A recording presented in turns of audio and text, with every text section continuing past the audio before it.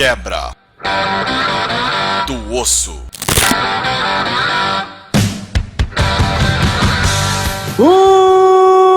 Uma de saudação para vocês, lupinos, hominídeos e impuros. Aqui quem fala é Chocos e vocês estão em mais um Quebra do Osso. E no Quebra do Osso de hoje eu conto aqui com a ilustre presença de Pedro Nogueira. Fala, Pedro, beleza, velho? Saudações e aí, Chocos. Fala, galera. Tudo bom? Como é que estão as coisas aí, Chocos? Tranquilo, na parcimônia. Chegando agora próximo ao fim do ano, acabando aqui algumas das etapas do nosso Garocast. Acabando 2020, porque, né, porra, tem que combater 2020 enquanto ele durar. É a nova lei da Onde quer que ele esteja e sempre que proliferar, né? Então, já viu. E aí, hoje então nós viemos aqui trazendo o nosso Quebra do Osso a respeito do nosso último Garocast, o Garocast de número 65, a respeito dos Senhores das Sombras. Para fechar, então, os Garocasts das 13 tribos da Nação Garou. Agora, então, vamos falar sobre o personagem assinatura correlacionado com os Senhores das Sombras. Então, hoje vamos de Margrave Yuri Konietzko. Nome meio chato esse daí, né? Esse daí é curioso, né, cara? Porque no Quebra do Osso aí, a respeito do Albrecht, a gente mencionou que ele é o Rei Jonas Albrecht Morninkill, e a galera conhece ele justamente pelo nome do meio, né? Não é nem o Jonas e nem o Morninkill, que seria ali, o Morninkill é o nome da família dele, de fato, né? O nome Garou da família dele, e o Albrecht é o nome da família de parentes. E todo mundo conhece ele como Albrecht. As pessoas se referem assim, nem sempre tratando ele como Rei Albrecht. E o Konietzko, o nome dele é Yuri Konietzko, e muita gente chama ele de Margrave, que é o título. Então todo mundo fala assim, ó, o Margrave. Então é bizarro. Parece que tem uma deferência maior ao Margrave do que ao Albrecht, né? Mas eu acho que é só porque talvez o nome Margrave seja mais sonoro ou mais imponente do que Yuri. Quer dizer, ele definitivamente é mais sonoro do que Konietzko e mais imponente do que Yuri. Então, Margrave acaba caindo melhor. Não acho que é realmente uma deferência maior, não. Acho que é só coincidência mesmo. Tem o fato de que, independente do Albrecht ter a coroa de prata, ele é rei na tribo de reis, né? Então, tem o rei Tarik, por exemplo, de uma das casas dos presos de prata. Tem a rainha Tamara Tvarivich. No entanto, o Margrave só tem ele como Margrave. Nos próprios romances, né, algumas vezes existem alguns Garou que chamam ele de Yuri, muitas vezes se referem a ele como Konietzko, mas também tem muitas vezes, em especial no Tribe Novel, que é tipo assim, não sei das contas, The Margrave, tipo, o Margrave, saca? Sim. Estão se referindo a ele como pelo título também. Mas, enfim. Cara, mas antes da gente começar a falar sobre o Margrave em si, eu queria te fazer uma pergunta que é meio que um retrospecto em relação aos Quebras do Osso de personagens de assinatura. Que é o seguinte, tá? Mas eu queria saber, você acha que os personagens criados para representarem as tribos, eles de fato as representam? Existem outros NPCs de todas as tribos, né? Alguns têm mais, outros têm menos e tudo. Mas em alguns casos, certo? Eu olho para outros NPCs que não os assinatura e penso, poxa, esse cara aqui talvez fosse melhor para ser o assinatura, tá?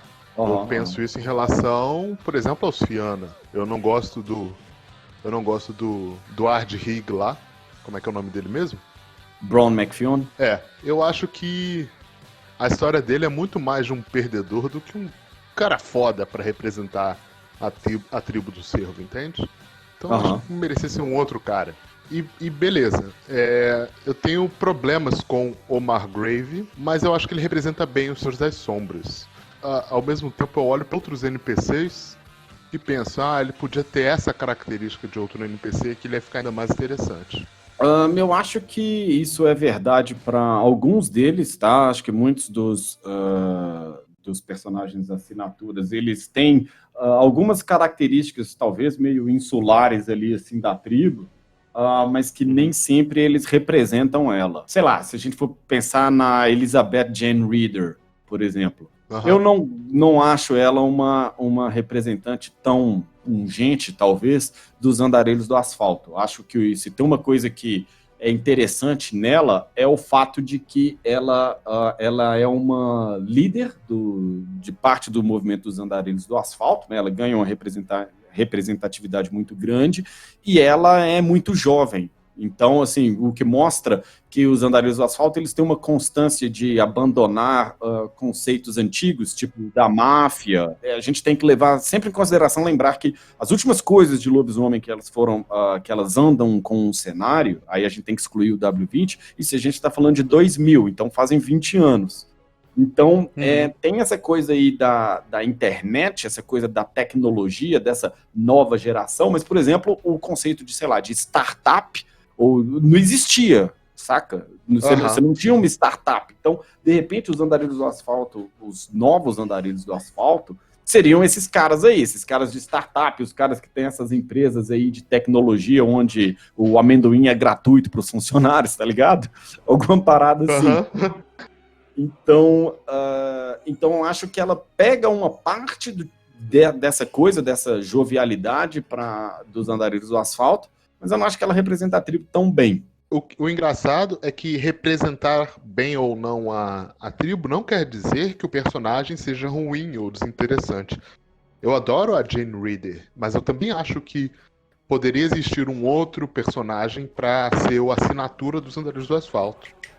E é engraçado que o Albrecht, né, eu não gosto tanto do personagem, mas eu acho que ele representa muito bem os presos de prata, não por ser um preso de prata típico, mas por ser um rei diferente, sabe? Então, eu acho que é importante dentro de uma tribo de reis que exista um rei diferenciado, e esse é o papel do Albrecht. Então, por mais que eu não curta muito o NPC, acho que ele não pode ser excluído, nada do tipo, nem muito modificado. No caso dos presos de prata ali, eu acho que o Albrecht ele vira uma representação muito interessante dos presos de prata, que é o preso de prata que o jogador quer jogar, tá?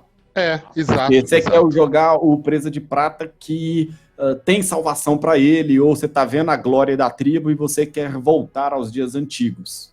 Beleza. Sim. No entanto, eu acho um paralelo muito curioso com o preso de prata, com o Albrecht, é que a Tamaret Varivich, e ela, veja bem que ela é uma rainha de extremo sucesso na Rússia e tal, etc., mas ela é uma Varivich, né, que é dos irmãos Varivich lá, o Yuri e a Sofia, que mataram uns e-mail. Ela mata uns e-mail, ela comanda, ela é a rainha do Cairn mais antigo dos presos de prata e tal.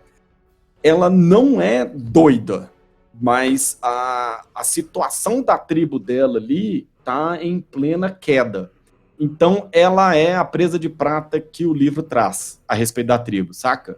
Eu acho que ela representa mais a tribo do livro, enquanto o Albrecht representa mais a tribo do ideário ali do jogador. Pro jogador. Presa de prata. Isso.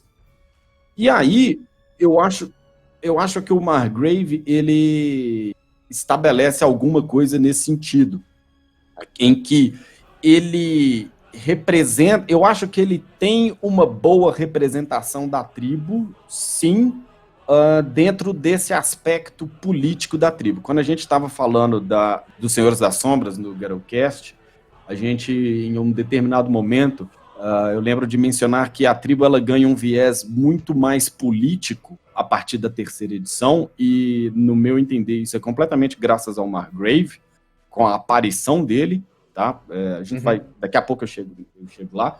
E enquanto na primeira e na segunda edição ela tinha um aspecto mais brutal. Não é que ela deixou de ser brutal e não é que ela não era política na segunda edição, mas a tribo ela parece muito mais voltada a isso, o texto a respeito da tribo. A gente desenvolveu isso a respeito do Garrowcast, a respeito dos Senhores das Sombras no Garrowcast. Então, a galera escuta lá. Então, eu acho que o Margrave, ele é um exímio representante da espécie, vamos dizer assim, no momento em que ele aparece. Porque o nome dele aparece no Guia do Jogador da segunda edição, o nome dele aparece nas nas cartas do Rage, né, que eram cartas antigas, mas em nenhum momento da literatura, assim, do metaplot e tal, ele surge, nem na primeira e nem na segunda edição. Ele é um personagem da edição revisada, por mais que ele aparece ali na contracapa do livro da segunda edição dos Senhores das Sombras, tem ele lá. Aquele desenho atrás é um desenho dele. Mas, porque a galera já tinha a arte dele, já tinha conceitos dele e tal, etc., por causa do jogo de cartas, do Rage Card Game. Mas ele não fazia absolutamente nada no metaplot. E aí ele aparece como uma figura política e tal, etc., extremamente fundamental para os Senhores das Sombras, nessa transição no final da segunda edição e na edição revisada, momento no qual os Senhores das Sombras eles se tornam muito mais políticos do que antes. E aí eu acho que ele representa muito bem esse momento da tribo, saca? No Garalcast de Senhor das Sombras, a gente falou muito sobre, né, essa mudança que a tribo teve na escrita dela ter se tornado mais política e aparentemente menos brutal, mas tem uma coisa que sempre me marcou, não sei por que exatamente, mas me marcou bastante, que foi na segunda edição, na história em quadrinhos, no início da aventura, no início do livro, tem uma parte em que a Mary e o Evan, recém-adotado ali pelaquela quase matilha, eles vão para Umbra. E logo que eles vão para Umbra, eles são abordados por uma matilha de Senhores das Sombras, né? E, bom, essa interação que eles têm com esses Senhores das Sombras, ela é muito rápida, não dá pra inferir muita coisa. Acho que o nome do personagem era Edgewalker, qualquer coisa assim, mas enfim, não é importante. Mas eu tô só mencionando isso porque, como esse foi meu primeiro contato com o lobisomem, e ali tinha a imagem de um Senhor das Sombras, digamos assim, agindo, conversando e etc., eu primeiro fundamentei na minha cabeça o estereótipo de um Senhor das Sombras com base nessa revista em quadrinhos, nessa história em quadrinhos e não no Margrave. Tanto é que o Margrave só vai aparecer depois. E eu acho que essa história em quadrinhos tem muito a ver com uma coisa que eu também comentei no Garoto, que era sobre meu incômodo com os Senhores das Sombras serem muito darkzeira, cheio de capa e manopla e indumentária heavy metal. Porque, voltando a essa história em quadrinho, o cara que aparece é franzino, tá certo que ele tá vestido de preto, mas ele tá lá com seu óculos, seu cabelo de nerd, entendeu? E eu sempre achei isso daí muito mais legal, e já vai direto pra uma crítica minha que é em relação ao Margrave, que eu detesto a imagem dele. Acho que até pra alimentar esse aspecto do político, do líder estrategista da nação Garou, ele não podia ser bombado com cabelão comprido e com manopla de espinhos, tá ligado? Eu acho que essa ele imagem... sofre do mal do Magneto. É isso. Exatamente. Ele sofre o mal do Magneto. O Magneto não ele pode é ser um cara Magneto. bombado. Aí que tá. Esse que é o problema. Porque pra quem cresceu lendo as revistas dos X-Men nos anos 90, igual eu, o Magneto tem que ser um cara bombado. Então, quando eu vejo o Ian McKellen como Magneto, eu falo, porra, alguém dá um Durateston pra esse velho aí, porque ele não pode ser o Magneto, não, porra, cadê? Mas não faz mais sentido o Claro que personagem faz sentido. como foi escrito? Tem o fato aí de que, do lance do Margrave, eu acho que ele acaba caindo um pouco num problema que a Mary Cabra tem também, e esse problema ele não é conceitual, tá? Porque eu entendo que isso encaixa para a Mary Cabra, mas ambos são teurges e eles têm muito poder místico, mas que eles têm que ter necessariamente poder físico também, ou parece que a coisa não seria de alguma maneira parelha. O que é curioso, porque isso não é verdade no contrário. Onde você tem o Albrecht, que é um Aron, ele tem poder físico, enfim, a coisa é tão absurdo que o Margrave, por exemplo, ele tem mais habilidades físicas do que o Albrecht, a ficha dele, né, que, enfim, ele tá aqui no post pro pessoal. Eu acho que é uma coisa do tipo, eu não sei se é no momento do jogo, os caras falar assim, porra, beleza, mas se a gente quiser criar um cara místico, foda pra caralho, vai aparecer um cara aí de posto 3 que vai dar uma porrada nele e pronto. Sacou? Tipo assim, nas mesas. Então esse cara, ele tem que ser foda. Ele tem que ser foda como? Em tudo. E aí o Albert, que ele é um guerreiro, aí vai falar, não, esse cara é só um guerreiro. Ah, mas se aparecer um místico de posto 3, ah, beleza, mas aí ele vai lutar lá contra os poderes místicos e tal, etc, mas ele vai ser na porrada, tá ligado? Acho que esse raciocínio que você tá tendo aí, a galera não teve. Acho que é só, tipo assim, vício ou tendência artística da década de 90, de fazer as coisas Sim, bombadas mesmo. mas eu acho também a coisa no visual, mas acho que, tipo assim, e aí na hora que ele fizeram a ficha dele, esse cara ele tinha que ser forte. Não sei se de repente é porque quando fizeram a carta, por exemplo, do Rage, ele era um personagem extremamente forte. E aí ele era uma carta poderosa, vamos imaginar assim, ele era uma carta lá do Magic lá de lobisomem, ele era uma carta que tinha muito poder, então ele tem que ser poder aqui e ir pra aí. Mas enfim, então, de forma que ele é um cara místico, ao mesmo tempo que ele tem que ser, por causa dessa construção que a White Wolf fez, ele tem que ser um guerreiro. E aí você vai ter, ele tem uma Clive, ele tem uma Grand Clive também, ele tem as manoplas lá, que ele usa, as manoplas espinhosas, não é por estilo, porque elas estão fetiche roubadaço, impressionante de roubado.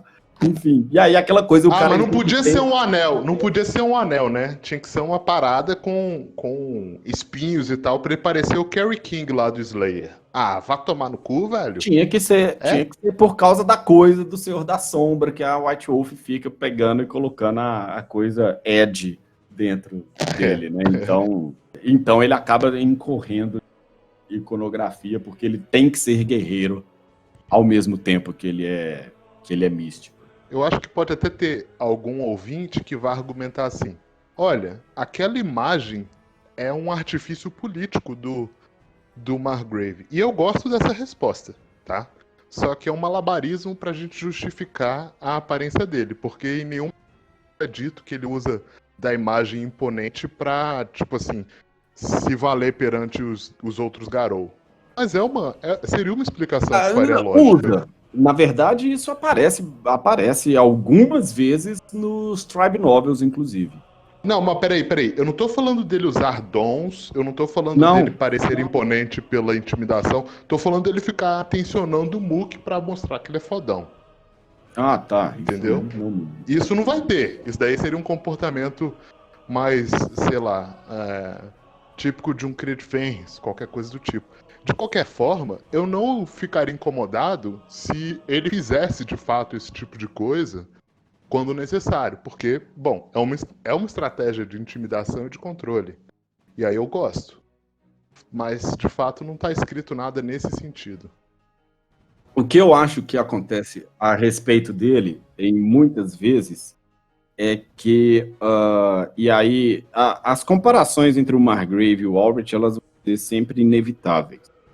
Eles têm ali uma rivalidade, alguma coisa assim, a respeito de quem comanda o quê, né? Onde o Albert ele manda na América do Norte, ele é o expoente político da América do Norte, e o Margrave, o expoente político da Europa.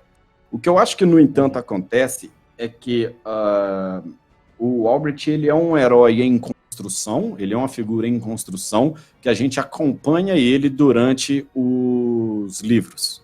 Então, você viu ele no posto 4, se você viu ele como pária, e ele retornar, ele conseguir a coroa, e ele virar líder, se fuder todo e tal, enfim, você vai vendo isso tudo aí.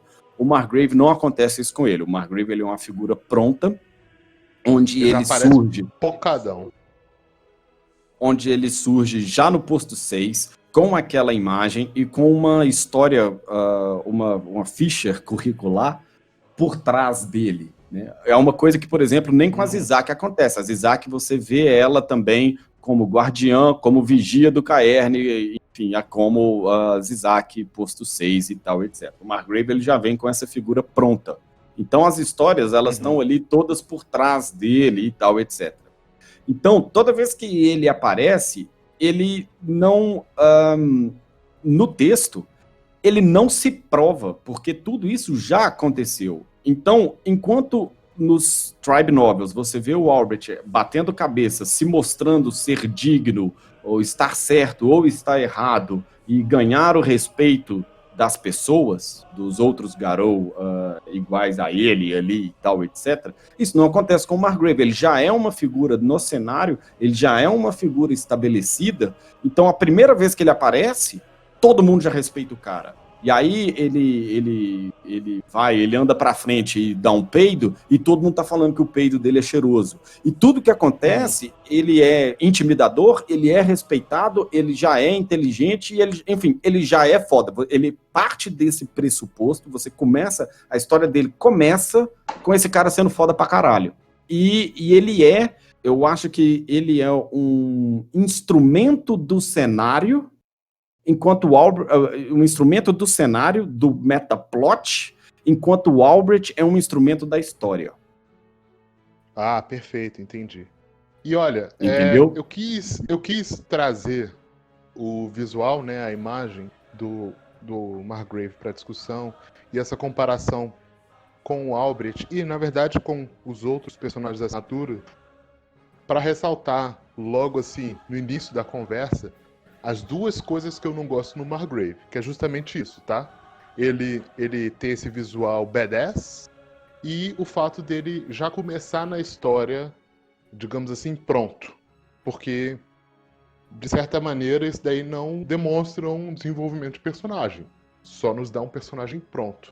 Então, para as viúvas do Morning Kill, que ficaram criticando o Chocos e eu por declararmos o nosso desgosto em relação aos Presos de Prata, aqui fica um elogio em relação ao Albrecht, que eu realmente acho que, nesse sentido, ele está melhor do que o Margrave, que é o seguinte, a gente justamente vê o desenvolvimento do Albrecht. Isso daí faz ele se tornar um personagem mais cativante.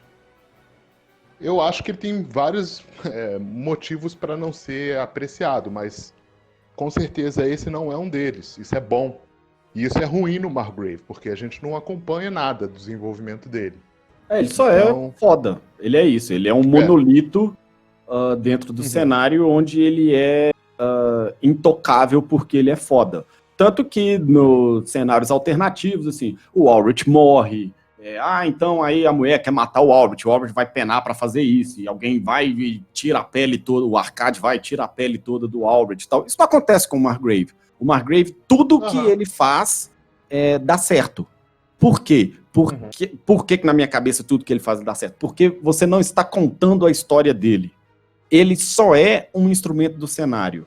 Então, prestem atenção no que eu estou falando. Ele é mais importante para o cenário e para o metaplot do que o Albrecht, só que o Albrecht é quem carrega a história. Perfeitamente. O Albrecht é o nosso protagonista, né? Sim. O Albrecht é talvez um dos protagonistas, mas ele é certamente um dos mais importantes. E o Margrave não é. O Margrave não é protagonista, ele é só um NPC de extrema importância para o cenário. Sim, onde talvez, em uma analogia com o Senhor dos Anéis, onde o Albrecht vai ser ali o Aragorn, né? Porque como é que fala? A coisa ali tá toda lá igual. O Margrave, ele é o Elrond, que ele é extremamente poderoso, ele é foda pra caralho, quando precisa dele ele chega e resolve o treino e tal, tudo, mas ele tá o quê? Ele tá lá em Valfenda, ele fica parado lá e tal, ele não vai pra guerra. Quando ele vai, ele chega em um determinado momento e tal, mas quem vai brilhar na guerra, quem vai conduzir a história toda é o Aragorn, é o Albrecht. E o Elrond, o Margrave, ele tá lá há muito tempo, ele é quem monta a aliança entre os elfos e os homens, no caso lá, o Margrave é quem monta as alianças das tribos da Europa, é quem convoca uma batalha final, enfim. Então ele, para mim, ele é uma ferramenta do cenário, enquanto o Albrecht é a história. É isso. O Margrave, e ele surge assim, né? Ele é um teurge de posto 6 nos livros de lobisomem, dos Senhores das Sombras, obviamente, e um filho favorito do Avô Trovão. Porque o cara, por ele ser um Teurge posto 6, né, tem lá que ritual, ele sabe pra caralho, e Teurge e fetiche, se ele tiver tempo, ele pode ter o fetiche que ele quiser. Isso tá escrito na ficha do cara, como se não fosse ele conhece suficiente. todos os rituais, né? Exato. Como se isso não fosse suficiente, ele ainda tem fetiches exclusivos a ele, né? Olha lá, os rituais, ele conhece todos os rituais, desde que eles não sejam específicos a uma tribo ou a uma região. Então, se é um ritual só de roedor de osso, ele não vai conhecer. Mas um ritual dos Garou, ele conhece todos. E aí, o fetiche, dado o tempo, ele pode fazer os fetiches dele. E isso faz com que ele receba também, ele tem uma Clive, que ela não é descrita como a Clive uma Grand Clive, como a Grand Clive do Albrecht, mas ele possui. E ele tem as manoplas também, que são presentes do Avô Trovão, que fazem o escarcel. Entre eles, ele solta raio pela mão. E, enfim, aumenta a força dele como se isso fosse necessário. Mas tá bom. Ultimate Power! Igual o cara lá, né? O Palpatine. Exatamente. Palpatine.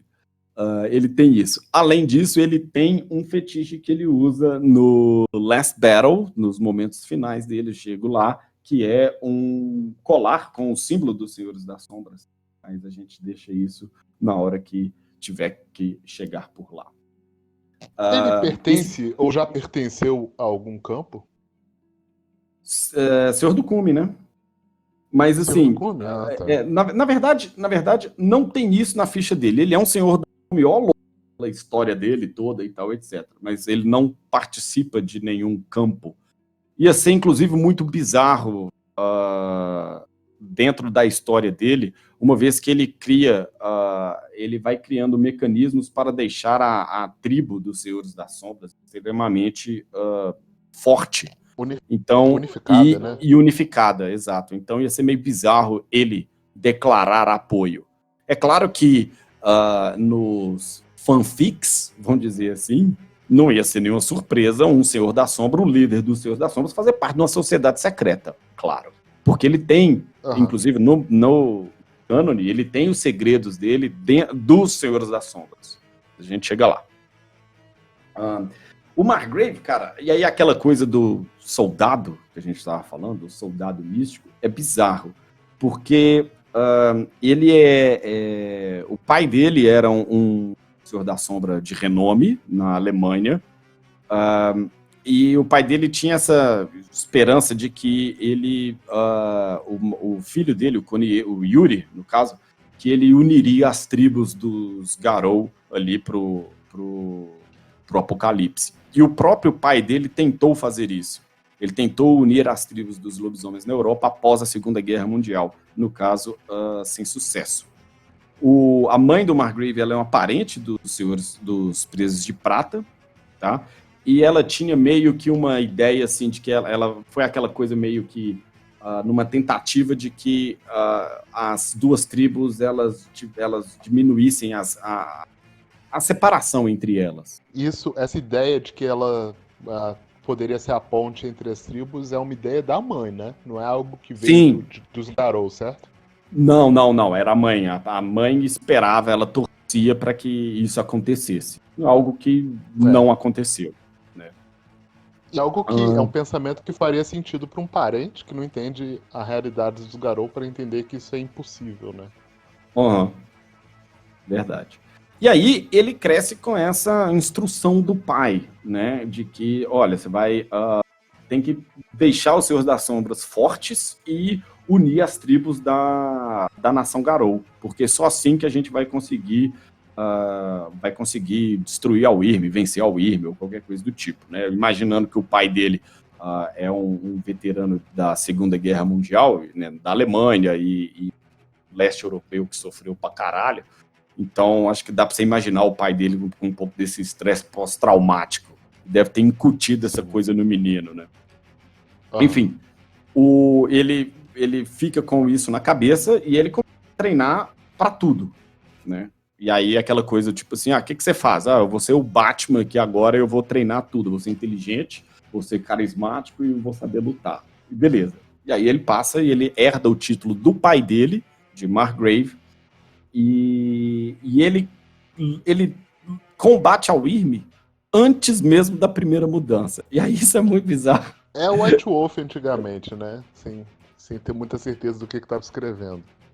É Exato. igual falar que o Gogol nasceu no campo de batalha. É o tipo de coisa que é só massa, velho, mas totalmente sem sentido. Exato.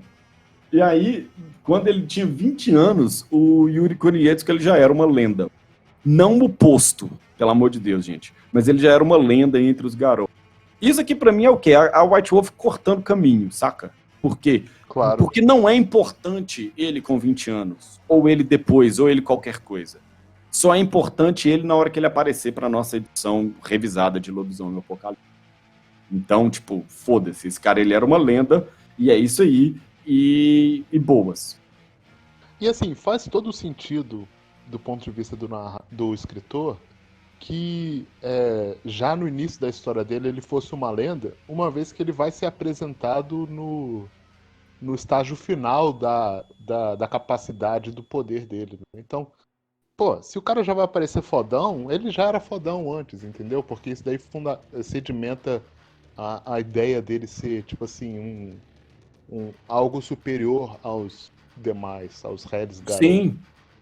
Pois é, pra você ver, qual que é o problema de Star Wars? Que tem lá o filme, tem o Darth Vader, que todo mundo já entendeu que ele é foda. Aí eles vão falar, vão ficando por que esse cara é foda. Foda-se, ninguém quer saber essa porra não, desse menino chorando aí, vou pilotar essa porra. Vai tomar no cu. A gente já sabe que o cara é foda, a gente quer ver isso. Você não quer ver o cara sofrendo pra virar foda. Só pra esclarecer, a gente não tá falando que o personagem não tem que ter desenvolvimento.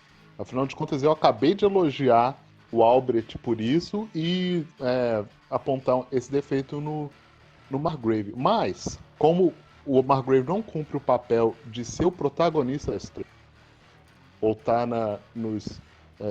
nos momentos em que você de fato acompanha a narrativa, ele pode simplesmente ser esse monolito mesmo. Acaba funcionando melhor, porque senão a gente ia ter que contar a história de todo mundo, né? E aí o troço ia ficar parecendo o Silmarillion. Então, tipo, eu entendo a pegada que eles estavam ali no Revisada, mas, por exemplo, o caso dele, ou de alguns outros personagens também, eu duvido um pouco, eu discordo bastante da utilidade de se ter uma ficha a esse respeito. Saca? Porque não é como se alguém tivesse jogado com o Margrave e mostrado, olha, esse aqui foi o personagem que eu fiz depois de eu passar tudo isso. Isso é uma coisa que eu acho que é interessantíssimo você ter no Albrecht, porque você tem ele na primeira edição de Lobisomem, lá no Rage Across Nova York, depois você vai ter ele no... Saca? Você vai acompanhando a coisa. A matilha toda ali, eu acho que merece ter a ficha e o desenvolvimento dela conforme as edições passam. Porque a gente acompanha de fato isso, né? A gente vê a primeira mudança do Evan. Né? Então é legal ter. Agora, sei lá, o Margrave, ou então o próprio Bron McFeon, que a gente citou aqui, outros personagens que estão mais assim, tangenciais, ainda que sejam importantes, não precisava. Enfim. E aí, o momento, talvez, em que essa lenda de 20 anos, né? Não que ele tivesse 20 anos na época, gente, mas pouco tempo depois que tem a queda do Muro de Berlim, é um momento crucial para ele ali, porque é quando, após a Guerra Fria, o Margrave ele entende que aquela Guerra Fria tinha, de alguma maneira, separado os lados da Wyrm e tinha colocado... Já era Garou aí? Ele já era Garou. Tinha colocado o mundo meio num êxtase.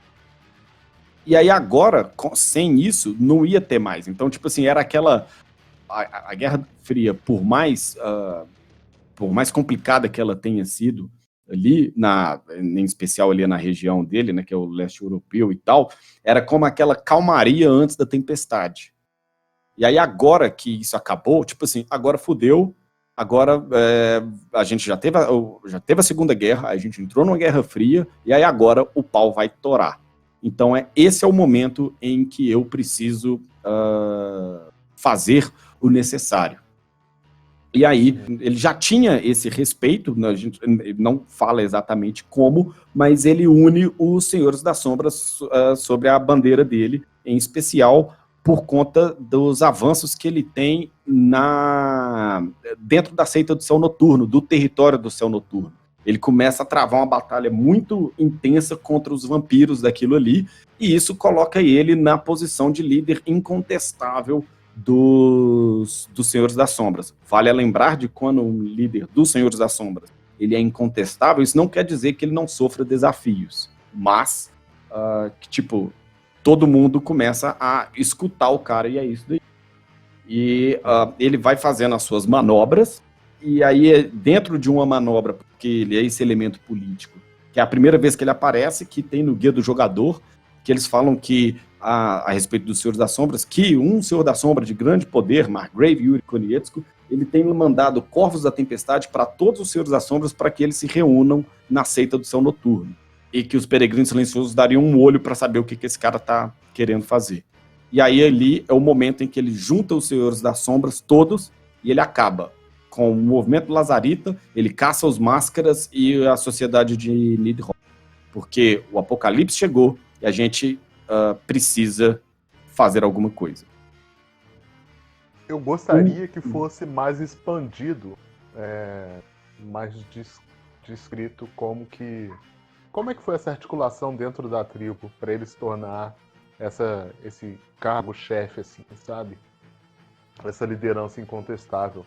Porque eu só consigo imaginar que, além desses eventos que são que marcam essa consolidação, que é essa finalização de certos campos para a tribo ficar mais unida, eu acho que antes disso deve ter rolado muita facada pelas costas, muita trairagem e truque político para ele conseguir, de fato, chegar a esse ponto em que fala, não, agora nós estamos todos juntos. Entende? Acho que isso é legal.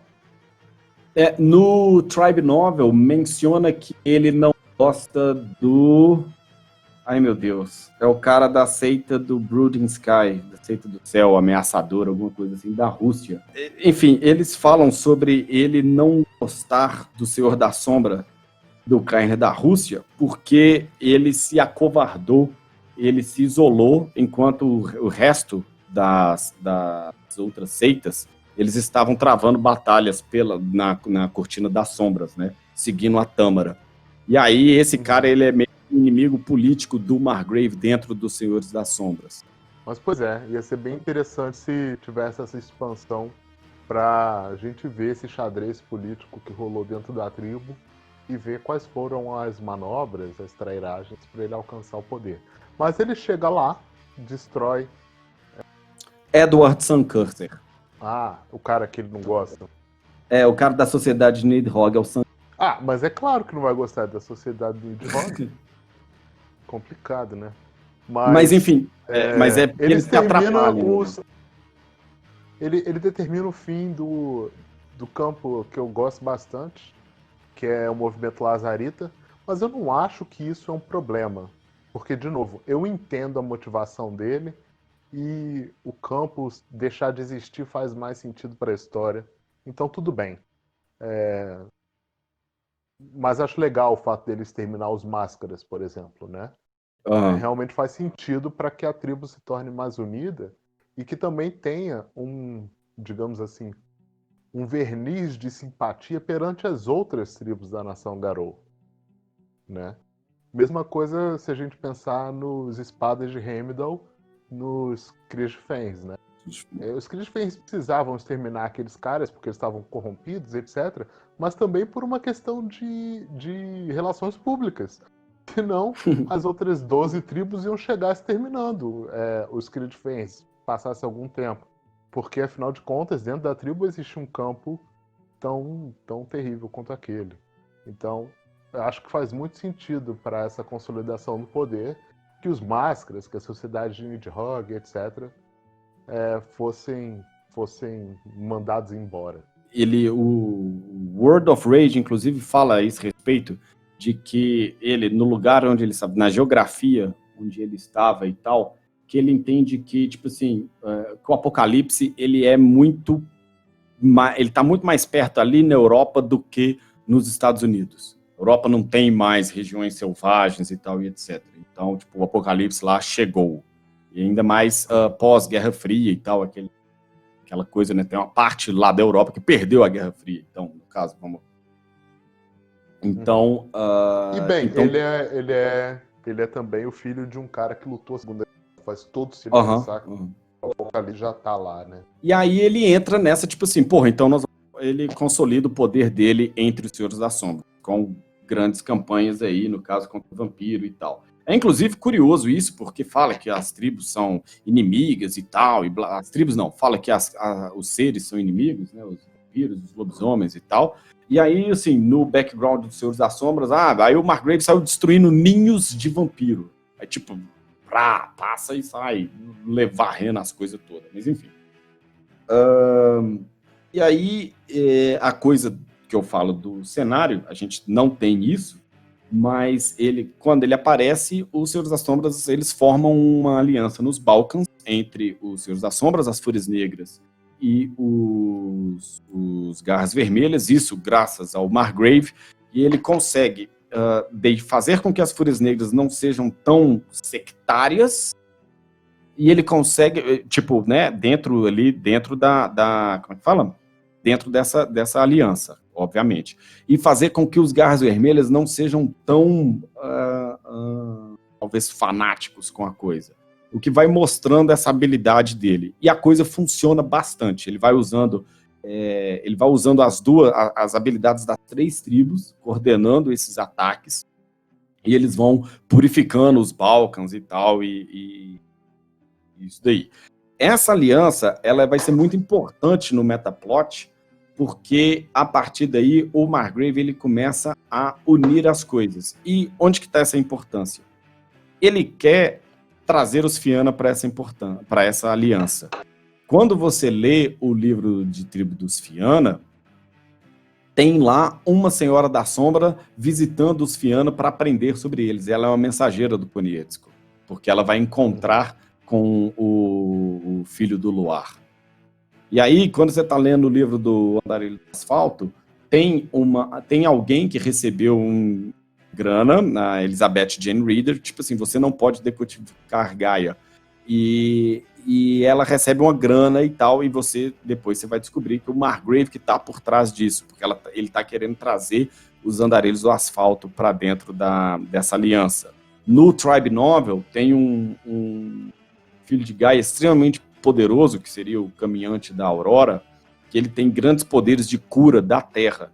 E ele é aliado do Margrave. Tipo, o Margrave chega lá e fala, não, olha, tem aqui a emissária da minha tribo, ela vai ficar aí e tal, etc. E blá, blá, etc.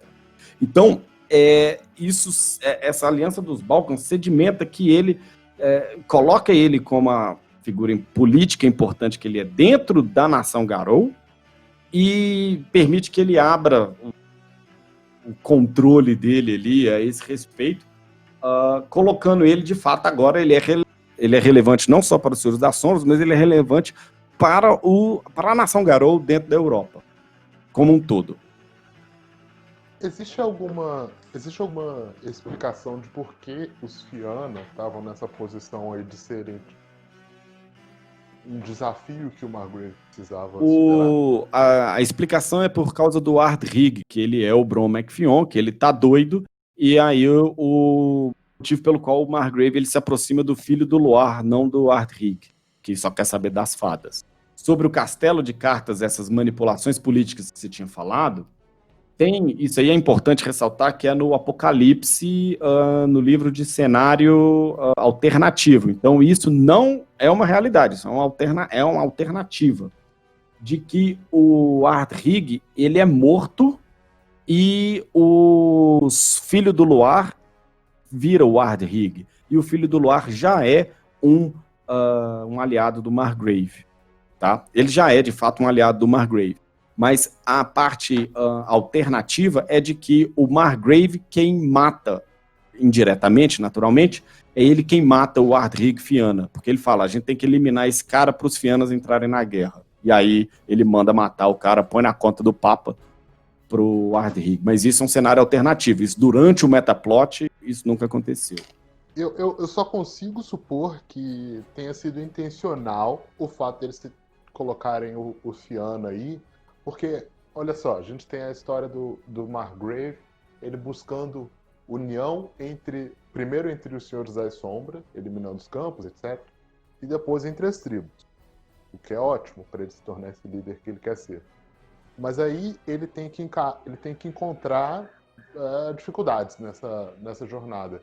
E colocar os Fianna como sendo essa dificuldade é bem simbólico, não só pelo Bron McFionn, quer dizer, eu gosto dessa explicação, achei bem interessante. Mas a gente sabe também que os Fianna são uma das tribos mais fragmentadas, né? Pô, na segunda edição, fala sobre os atos de terrorismo que existem entre os dois lados, etc, né? Aquela coisa dos anos 90 focada no IRA, parada toda. Mesmo assim, a tribo sempre foi fragmentada no sentido de ter um pé no mundo das fadas, aí tem bem uma rima com o Bron McFionn, mas as guerras internas, aquela coisa toda. Eu tava aqui pensando, enquanto você falava, se eu consigo apontar para uma outra tribo que seja tão fragmentada. E eu pensei assim, bom, talvez os Cria de Fenris, né, porque eles têm uma natureza bélica e tal, mas ao mesmo tempo eles são bons soldados, e soldados obedecem ordem. Aí eu pensei, poxa, talvez, sei lá, talvez as Fúrias Negras, mas elas não são quebradas entre si. Elas só são meio deslocadas das outras tribos, assim como os Garras Vermelhos. Então, dependendo do argumento, fica fácil de trazer. E Andarilho do Asfalto, Roedor de Ossos, eles não são exatamente desunidos. Eles são descentralizados, né? Porque existem vários núcleos nas cidades e etc. Várias lideranças. Então, não sei. Eu acho que justamente os Fianna representam essa digamos assim, um racha interno que está aí permeando a história da tribo há séculos. Que não sei se foi intencional, mas eu imagino que sim. Bota fé. Mas é porque eu acho que os Fianna, eles são a tribo, enfim, meio que a tribo nobre que fora ali da coisa. Porque os Presos de Prata, eles estão na Rússia lá, encrespado lá na Rússia, fechado na Rússia.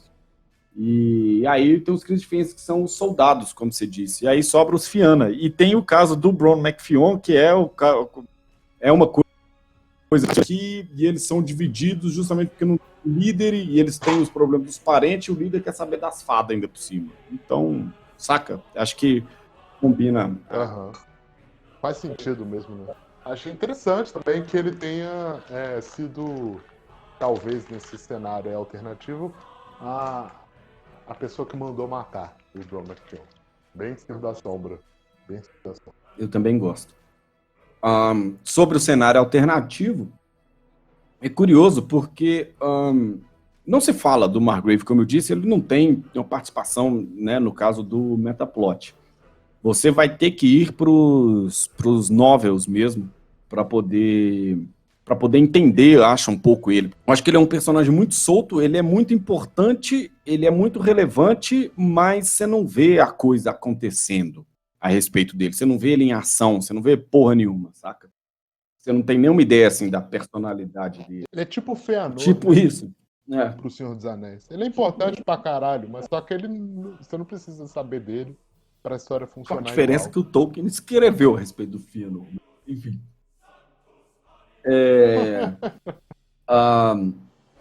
E aí, tipo assim, no cenário alternativo, mostra um pouco de quem ele é, porque, assim, quando o Albert morre nos cenários alternativos e ele passa a ser líder da nação Carol, fala que, pelo fato dele ser teurge, ele respeita a profecia de que Azizak vai matar o último rei Garou, saca?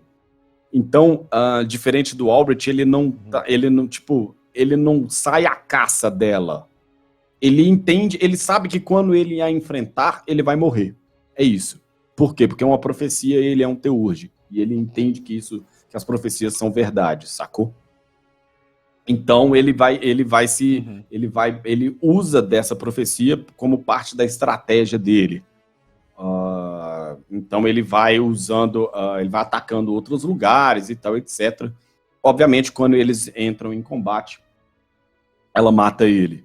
Então, isso mostra um dos fatores. Também em cenários alternativos, quando tem os rachas das tribos, é sempre ele e o Albrecht quem polarizam a coisa. O Albrecht ele vai, sei lá, tais 6 tribos estão do lado dele, as outras 6 estão do lado do Margrave. E elas são meio opostas, meio uma guerra civil entre eles. Também sempre polarizados, eles nunca estão do mesmo lado. É nesses momentos que rola aquele insulto, né? Você luta como um camponês, Jonas. Exato. E ele, quando a coisa do guerreiro, do místico guerreiro, no único cenário também alternativo em que eles lutam, a luta dura um dia e quem vence é o Margrave. Então, por motivos que qualquer... Peraí, a luta... Cavaleiros do Zodíaco total. A luta dura um dia? Caraca, nossa. Então, é um combate ritual, né? Várias garrafas de Gatorade em volta deles, eu acho. Enfim, os dois velhos, igual o Mike Tyson que vai sair no soco aí sábado. Ixi. Quem é o Senhor das Sombras no box? No caso, tem que ser o Mike Tyson, que tá disposto a morder a orelha do... Engraçado que a gente tá comparando o Margrave tanto com o Mike Tyson quanto o Elrond e o Canoa. Na mesmo nível. O elfo pugilista da Terra-média. Lutador enfrentando o exército de Balrog. Que era o pugilista também no Street Fighter. Faz sentido, Pedro. Faz todo sentido. Lobisomens is everywhere. Isso acho que mostra ele. E os feitos dele, o que acho que vai ser muito legal, é o novel dos Tribe Novels, em especial o do Senhor das Sombras, onde ele não é o personagem principal. O personagem principal é uma mulher, uma Galiard, que chamou Oxana, que é uma emissária da seita dele, mas o Margrave aparece em determinados momentos, que são interessantíssimos. Tem um cria de Fênix que chega até ele, novo, falando com ele, olha, a parada é o seguinte, tem um velho lá agora que comanda a minha tribo e tal, e essa parte eu li. Que nós estamos no apocalipse. Essa parte eu cheguei aí. Essa parte é muito e foda, eu quero destituí-lo. E eu vim aqui buscar um auxílio, alguma coisa e tal. E o Margrave entende que o que esse cara tá fazendo, tipo assim, ele quer o apoio.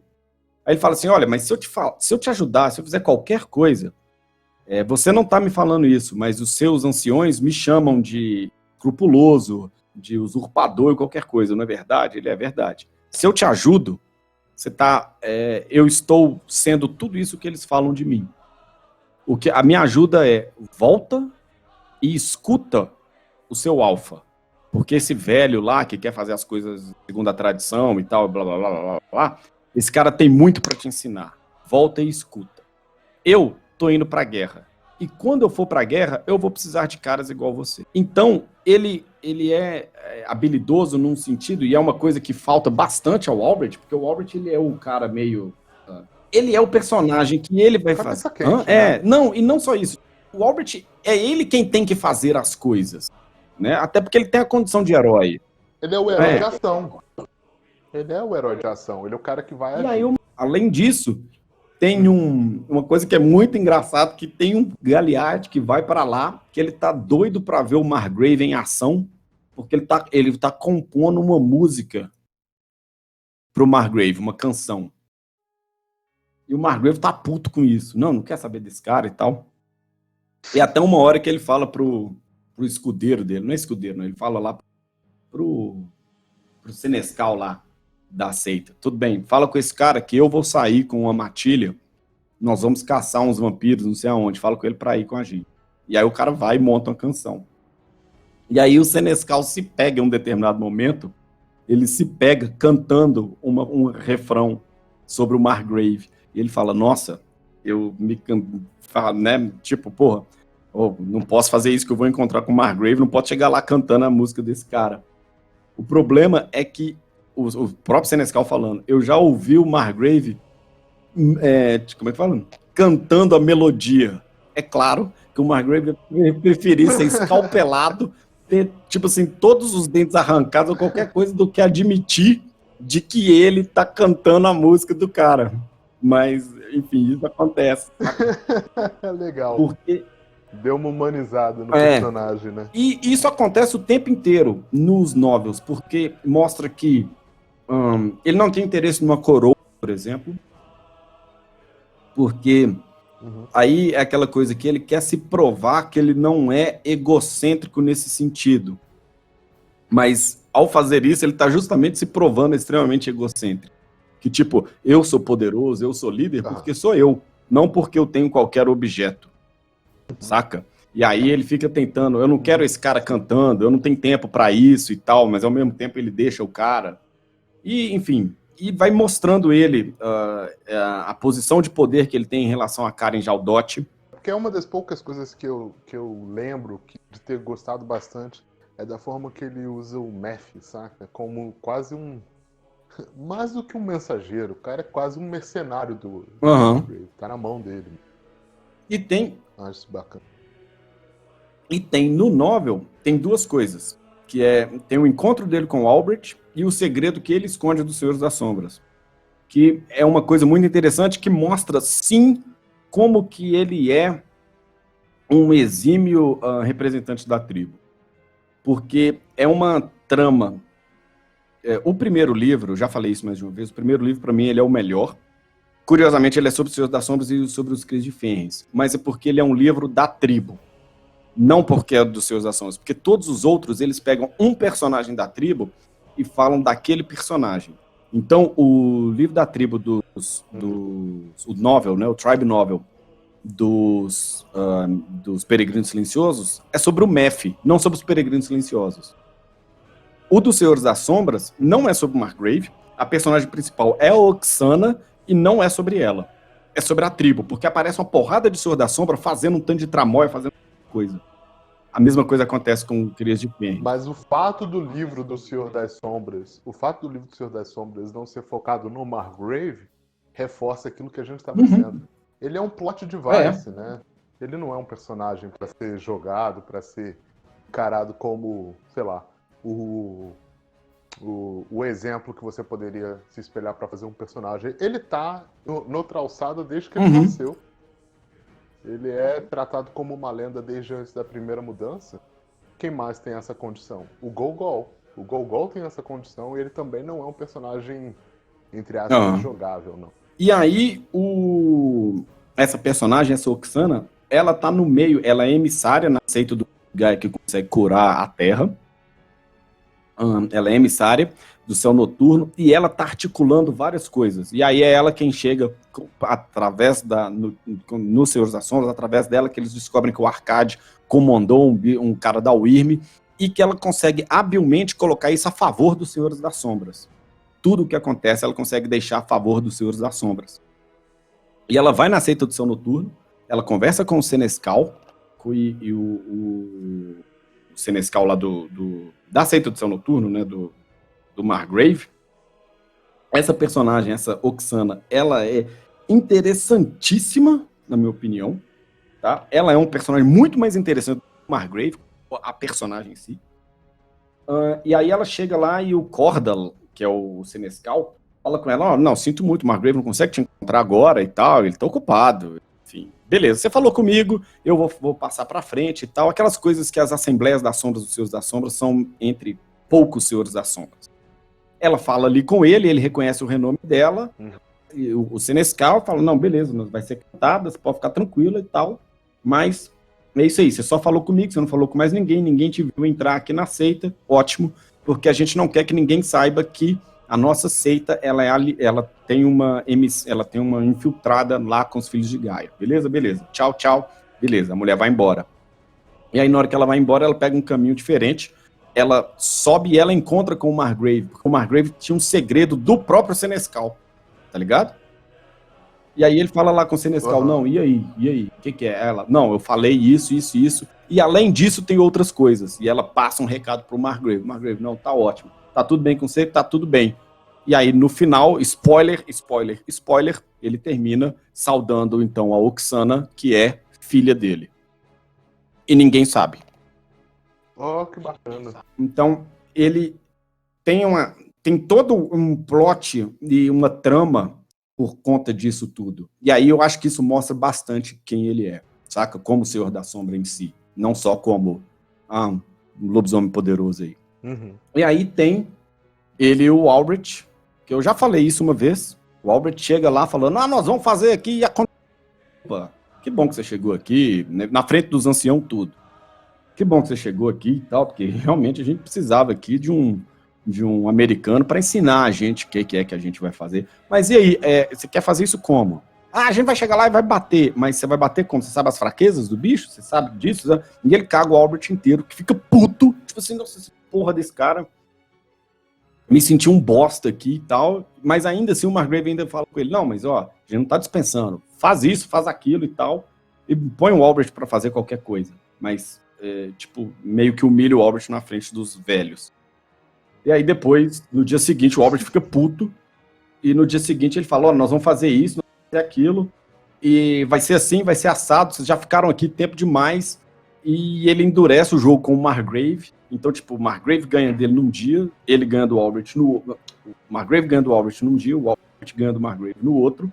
Falando, tipo assim, não, acabou com essa porra de conversa, nós vamos fazer isso aqui. E aí o Margrave, tipo, olha, não... Beleza, tá bom. Aí os dois, no final, eles esperam e falam, olha, você nunca mais vai falar comigo desse jeito. O Albert, eu achei que não ia precisar falar assim mesmo na segunda vez. E é esse o encontro que os dois têm. Eita. Porque no Last Battle, o Margrave articula com a Tâmara, ele entende que vai ter a última batalha, vai ser na planície do Apocalipse, no reino da batalha, na Umbra. E ele fala, Tamara, vai lá, chama o Albrecht, que nós vamos montar um triunvirato, nós três vamos comandar os exércitos Garou na batalha final. Ela chama o Albrecht inclusive está indo encontrar com ela na história do livro da tribo do Preso de Prata. Ele é testado pelo Falcão e tal, e ele vai encontrar com a Varivite, porque é isso que ela vai falar com ele, vão fazer um triunvirato. E o Albrecht fica puto, tipo assim, porra, isso é a ideia do cara. Ele mandou você vir pra cima de mim, porque isso vai ser mais fácil de convencer e tal, e etc. O Albrecht fala que vai voltar. Na hora que ele volta, a Ponte da Lua dele é atacada e ele não pode participar. E aí, então, agora corta pro outro lado, onde o Konietzko, ele e a Tamara, eles montam um exército lá dos Garou, eles vão pra batalha. A Tamara tá lá, mas ela, tipo... ele é tão habilidoso, politicamente, que ele usa os presas de prata, de bucha de canhão. Bacana. É desse jeito. E o Meph fica sendo o mensageiro dele nessa parada. Ele coloca a Tâmara vai atrás de que é um preso de prata caído, que ela tá doida pra... E eles se enfrentam, a Tâmara morre, os presos de prata também, eles são usados pelo Margrave, e nisso daí... tá lá a luta e tal, até com o dançarino da Espiral Negra, uma chave britânica, e ele invoca o maior festejante Nexus que já apareceu. O maior. É o maior da história dos Garou. Aí o Meph olha e fala, eita, e agora? Aí o Margrave dá um comando, e ele vai dar um passo à frente, enquanto os Senhores das Sombras, todos eles, que eles param, e vai só ele. Aí o Meph quer tentar correr até lá, porque ele entende o que vai acontecer, e os caras seguram ele, não deixam. Aí o Margrave chega, e eu falei lá no comecinho, que ele tem 3 fetiches. Os braceletes, a Grand Clive, e ele tem um cordão com o símbolo do Senhor. Ele beija esse cordão dos Senhores das Sombras, joga esse cordão pra cima, e aparece uma mortalha que ninguém vê porra nenhuma. E aí o Margrave, o místico, ele entra pra dar porrada no maior festejante Nexus que já apareceu na face de Gaia. Cara, sabe sabe qual é a conclusão que eu tô chegando? Que o Margrave, ele não é nem só um elfo de Senhor dos Anéis, não. Ele é tipo o Gandalf, entendeu? Quando joga lá com o Balrog. Porque, olha só, o cara é um místico que vai dar porrada no demônio. Mas é porque o Gandalf participa, né, assim. O Margrave participa do Apocalipse, do final. Olha, mas eu acho que até que a comparação com Gandalf não é Não, tão também não acho que... distante assim, porque ele tem uma participação direta, mas ele também some, volta e desaparece, né, na história. Aí, o bicho, os dois, a escuridão vai sumir, vai tendo alguns pedaços e o Meph consegue ver. E aí o Margrave tá lá fudido, ele já tá sem uma perna, escalando o rastejante Nexus e tal. E aí, na hora que a coisa acaba, o Margrave, isso é muito bizarro, que ele enfia o braço na boca do rastejante Nexus e ele agarra e arranca o cérebro do bicho. Se eu não tô muito enganado.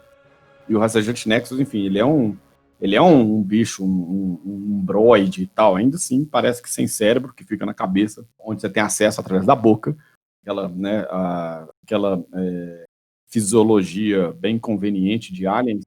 Cara, mas não racionaliza desse jeito, porque ele provavelmente já teria estudado o inimigo, né? Ele não falou com o Albrecht, não questionou o Albrecht se ele conhecia os pontos fracos dos inimigos. Sim. Então, sei lá, ele saber onde é que ele precisa atacar para matar um rastejante Nexus não é uma coisa que me incomoda tanto, especialmente sendo ele um Teurge. E aí, ele arranca, cai, ele mata o maior rastejante Nexus que já apareceu. O Meph corre até ele, gritando: curandeiros, curandeiros. Aí tá o velho, sem uma perna, com um buraco no peito que dá pra você ver o chão que tá atrás do cara. Caceta. Ainda assim, ele agarra o Meph e esquece. Não precisamos de curandeiros. O que tá aqui, aqui já acabou. A batalha aqui já era. Só que essa não é a batalha final. Porque ele sente o negócio lá das Isaac e tal, etc. Vai até o Albrecht, corre, vai até o Albrecht e fala que ele vai ter que lutar a batalha no mundo físico. A batalha da Umbra a gente travou. A gente vai precisar dele lá. E o Meph vai, e essa é a morte de Margrave e Konietzko, Senhores da Sombra. É isso. Bacana. Legal. Roubado, com uma aparência desnecessariamente masculinizada. Não precisava de ser bombado daquele jeito. Mas eu acho que a história dele mostra o tanto que ele é fodão, sabe? Não bastava simplesmente ele ser criado como um monolito, mas ele tá nos momentos em que esse tipo de poder, seja na articulação política ou na batalha, é provada mesmo. De novo, não é meu personagem assinatura favorito, porque eu não gosto do visual, e eu acho que ele poderia ter sido construído ao longo do tempo, tal qual Evan, Mary e Albrecht, mas eu acho ele um bom representante do Senhor das Sombras. Gostaria apenas que ele fosse ilustrado de forma bem diferente. Mas o Margrave eu recomendo fortemente que as pessoas deem uma olhada no romance, no Tribe Novel, em especial dos Senhores das Sombras. O Margrave ele aparece, mas em especial no primeiro livro. Porque isso dá a entender como ele opera e como ele é. Porque é coisa que a gente não vê em momento nenhum do livro. Porque a gente vê a relação do Albrecht e da Mary e do Evan também, mesmo que nos quadrinhos, mesmo que rapidinho ali, mas também durante os contos. Então, o conto de abertura dos Presos de Pratas tem o Albrecht, o Evan e a Mary. Os Senhores das Sombras não tem nada. Ele é um texto explicando quem ele é, onde ele está e o que ele fez. Então, e nem tanto sobre quem ele é, mas a figura dele. Então, acho que vê-lo em ação, e a mesma coisa serve, por exemplo, para Karen Jaldot também, é muito interessante porque dá uma terceira no personagem que os livros, suplementos, não tratam. Sobre esse nosso Teurge de posto 6 dos Senhores das Sombras, a ficha dele está aqui no post para vocês, e é isso daí. Para maiores informações, vocês podem mandar os e-mails para naçãogaroa@yahoo.com.br e a gente fica aqui. Não. Só uma coisinha, eu queria fazer um pedido aqui para os nossos ouvintes. Não sei se a galera vai aderir à ideia ou não, mas que tal se vocês mandassem pra gente? Que tal se vocês mandarem pra gente as ilustrações de como seria um Margrave menos brucutu anos 80? Como é que seria um Margrave que espelha o personagem que ele é de fato? Eu sou a favor dele ser brucutu, igual o Magneto. Eu cresci assim. Se ele puder ter sido desenhado pelo Joey Madureira... Com uma capa Não, vermelha. ele já tem a roxo. capa, porra. Ele já tem a capa que é roxa. Então tá aí. Bem, galera, naçãogaroa@yahoo.com.br para vocês mandarem críticas, sugestões e ademais. Pedro, muito obrigado pela gravação, pelo papo a respeito aí do Yuri Konietzko. Valeu, cara. E, bem, a gente fica por aqui então. Muito obrigado. É um wave de despedida. Valeu.